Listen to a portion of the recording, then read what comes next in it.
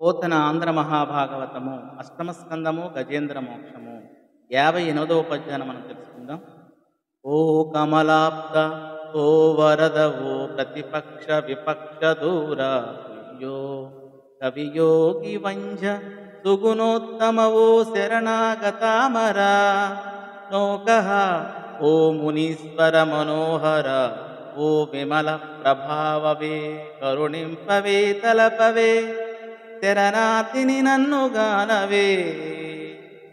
ఓ కమలాక్షుడా, ఓ వరాలు ఇచ్చే ప్రభు, శత్రువులపై కూడా వైరం లేనివాడా, పండితులచే నమస్కారాలు అందుకునేవాడా, ఉత్తమ సుగుణాలు కలవాడా, శరణు కోరు వారికి కల్పవృక్షం వంటివాడా, మునీంద్రులకు ప్రియమైనవాడా, నిర్మలమైన మహిమ కలవాడా, నా మొర విను వెంటనే రా, కనికరించు, కరుణించి శరణు వేడుతున్న నన్ను కాపాడు అని ఆర్తితో ప్రార్థిస్తూ ఉన్నాడు గజేంద్రుడు ఆ భగవంతుణ్ణి.